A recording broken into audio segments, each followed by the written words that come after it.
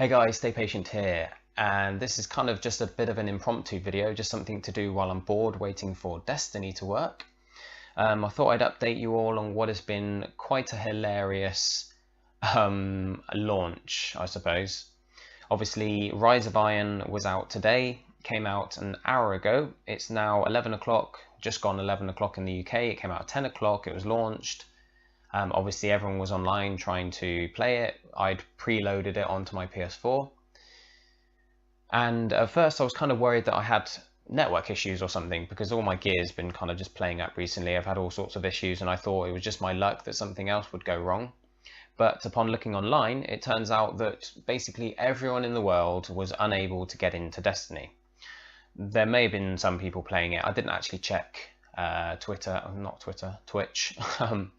To see if people were managing to play it, but you know, there was a huge number of people who were experiencing exactly the same error code, which is Taper or Tapir or however you pronounce it, I'm not sure.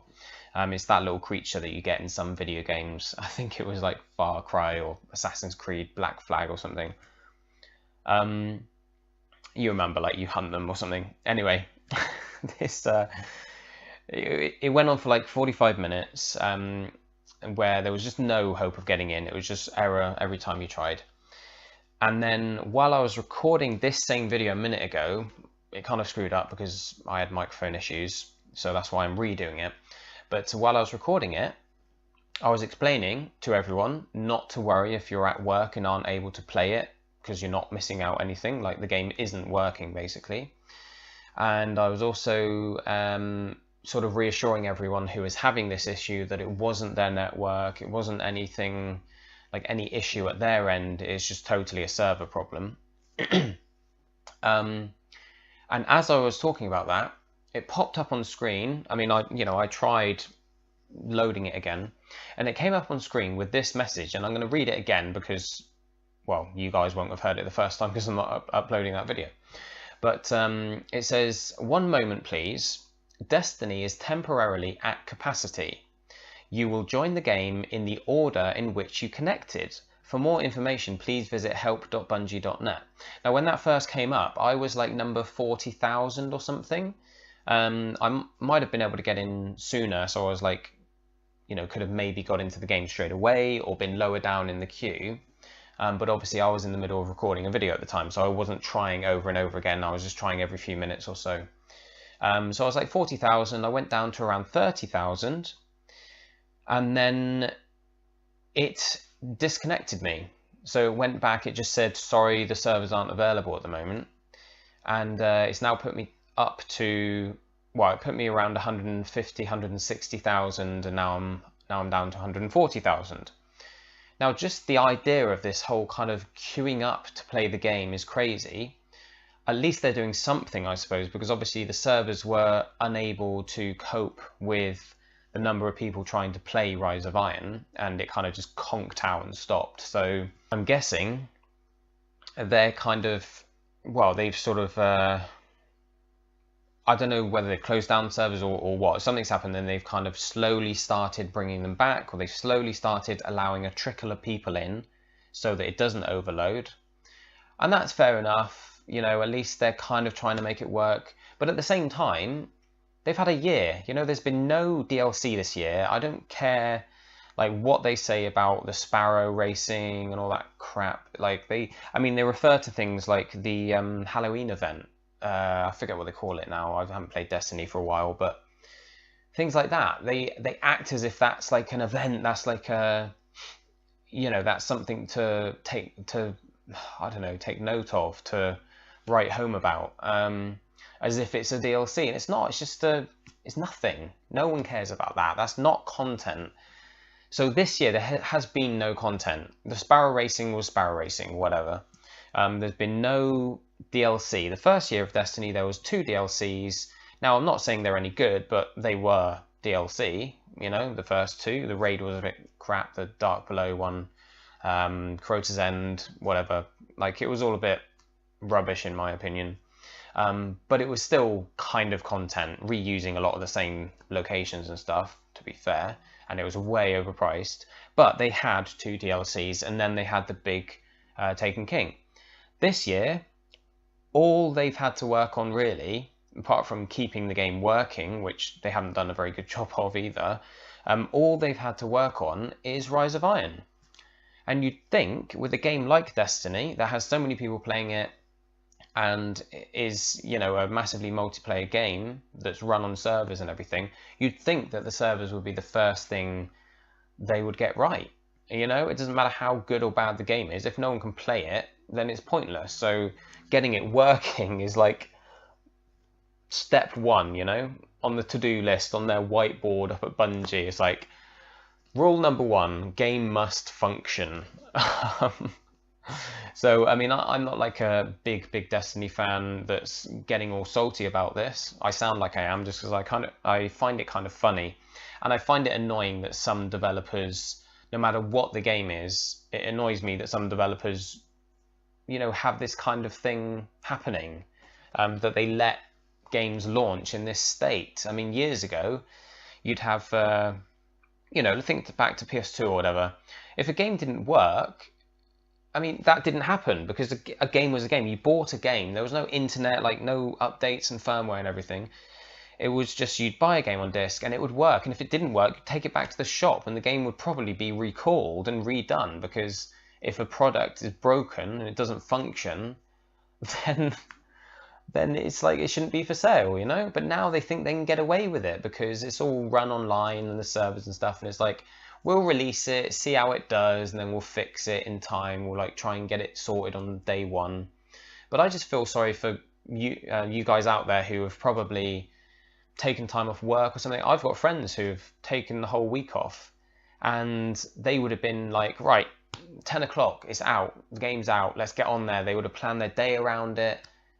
And like, you sit here, it's now 10 past 11, well over an hour's gone, and I have to wait for 137,220 people to either give up their place in the queue because they get fed up waiting, or to leave the game. And we're only like a few minutes into the game actually functioning, well, 20 minutes or so. So I don't think there's going to be a lot of people dropping out. So depending on how high you are in the queue, it's dropping pretty damn slowly, and it could be a lot of time. So I feel for you, you know, if you have taken time off. For those of you who are at work thinking, oh, I wish I could play Destiny today, don't worry, you're not missing anything. I kind of thought that, you know, when this queue system came up, I was in the middle of saying in the last video, I was in the middle of saying, don't worry, you're not missing anything. And then the queue came up and I was like, oh, sorry, it's working now, but not really. So I think the same comment does still stand valid. It's still valid to say that you're not missing out if you are stuck at work. You're going to be better off, you know, coming back later, getting online this evening or tomorrow or whatever, when hopefully they've sorted out the server issues, which should have been working. They should have been functioning straight away. But anyway, that's my kind of gripe. I just wanted to just kill some time while I was waiting for this queue, but it looks like it's going to take quite some time. So I'm going to get on some videos that I have left over from yesterday to finish up. So check out my channel if you're playing Bioshock Infinite, especially. That's the game I'm covering at the moment. Then we're going to move on to something else, maybe XCOM 2. Who knows? I might do some guides for the trophies in Rise of Iron, if the game ever functions properly. But to be honest, we've kind of come to expect this from Bungie now, haven't we? People talk about them as if they're like this huge, really talented, experienced, you know, development studio. But what have they done? Halo. That's it. I mean, I think they had some small projects years and years ago, but they had one hit, and it was a series. To be fair, there was a few games in the series, but none of the games were very. I don't want to anger Halo fans here, because you know it's the kind of game that I never really enjoy when I play it, but I wish I did, because it is cool. Like, I like the idea of it.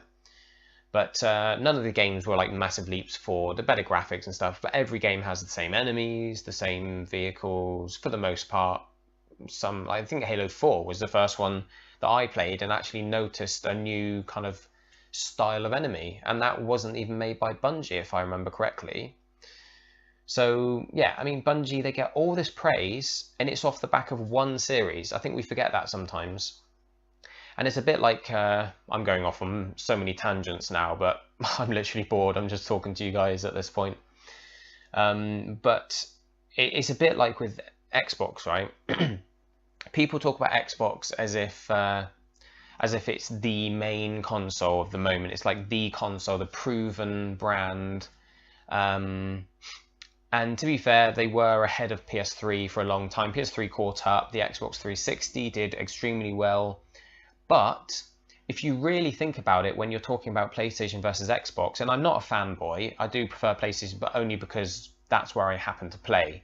Like if when I bought my first sort of console of the last, I don't know, 15 years, if it happened to have been an Xbox, let's say for instance I bought an Xbox before a PS2, or I bought a 360 before the PS3, then I'd be an Xbox fan because I would have been there from day one, and I would have been more attached to achievements than trophies. That's the main thing. It's all about the trophies for me, just because I've always played on PlayStation. I've had it since PS1, so that's why I kind of gravitate towards it. But I'm certainly not a fanboy. But what I was saying about, Xbox, their reputation, a bit like with Bungie, who have a massive reputation based on one single franchise, Halo, the Microsoft sort of gaming side of Microsoft has this huge reputation based on pretty much one successful console, because the first Xbox wasn't good. I mean, I didn't have one myself, but from what I hear from everyone who had one, it was like a complete flop. It was just almost pointless, And obviously it was their first console, so they were trying to learn, and they got it right with the 360.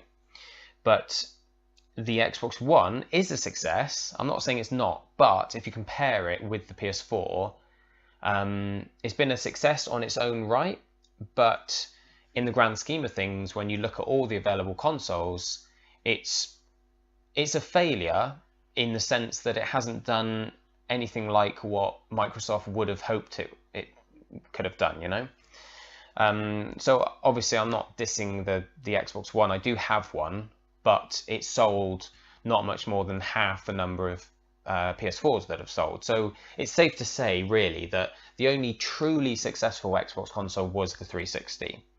So I was just using that as a kind of analogy to show that sometimes companies have this huge reputation, but really, reputation should only be earned through consistency. So Bungie, who have only done one series that was pretty much the same from game to game, they haven't proven themselves. They've done a good game with Destiny, but it's far from great. There's so much that could have been better about it. So I think we need to stop sort of stamping certain companies with this badge of honor just because they've sold a load of one particular game, because anyone can get lucky once, and I think Halo just came at the right time and people fell in love with it. It was a launch game on the was it a launch game on the original Xbox? It was like the one shining light from the Xbox generation, the first console. And it just came at the right time. People enjoyed it, and yeah, it was a good game, but then, things sort of got better graphically. But really, I think you need to prove yourself across multiple franchises. Look at I'm really going off on one here. I'm down to 126,000. Huzzah! Look at Gearbox. Now, I love Gearbox because I love Borderlands. Borderlands is amazing. Absolutely love it. But does that make Gearbox an amazing studio? Does it make them a really talented studio? Maybe, yeah, for the fact that they made Borderlands. But if you look at, what was it called? I've got it on the shelf there. Battleborn. I haven't even opened it yet. Battleborn, people who've played it enjoyed it. And it might be that it kind of came out at the wrong time. We had Overwatch and we had other games that kind of drowned it out a bit. But Battleborn was just a flat-out failure. So that's from a studio that you would assume, based on their pedigree with Borderlands, you'd assume that their next game, if it was a new IP, would be huge.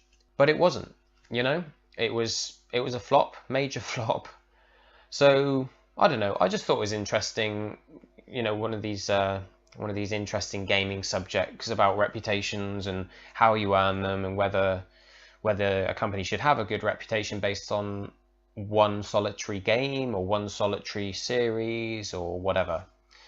But I think that's the case with Bungie. Everyone thinks of them as being this really talented studio, and they are to a certain extent, but I think they've shown a lot of naivety and inexperience really when it comes to Destiny, because they've made a lot of choices that any of us, you know, if gamers were at Bungie in the sort of brainstorming room or whatever when they're talking about games, talking about their designs and stuff, there would be so many things that we would have said, no, what are you doing? No, change that. But, you know, they've made these choices, and I hope Destiny 2 can show that they've learnt from their mistakes. And I hope that I can at least try out Rise of Iron. It might actually be that Rise of Iron could be a lot better than what we've had so far, because it's not on PS3 and 360. So a bit like with Destiny 2, which is going to be current gen only, hopefully that's going to open them up to be able to, I guess, just expand a bit more, to have a bit more depth, a bit more variety, just put a bit more in the game, because there's not a lot in there at the moment. And who knows, that may be the case with Rise of Iron.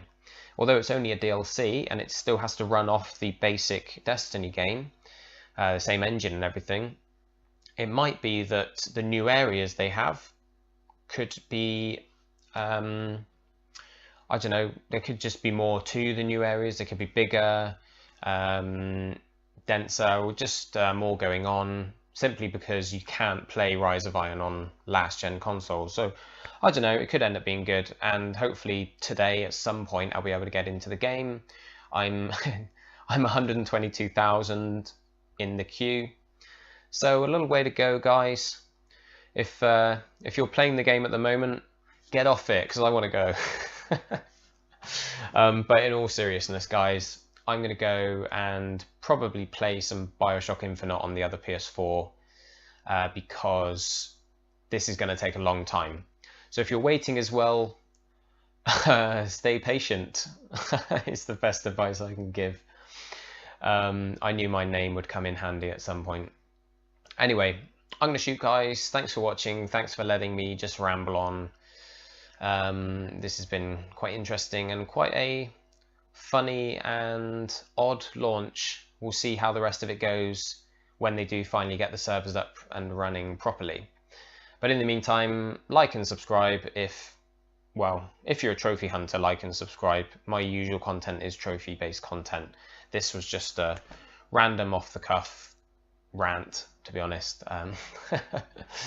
But for those few of you who might have actually enjoyed it, you feel free to hit the subscribe button as well.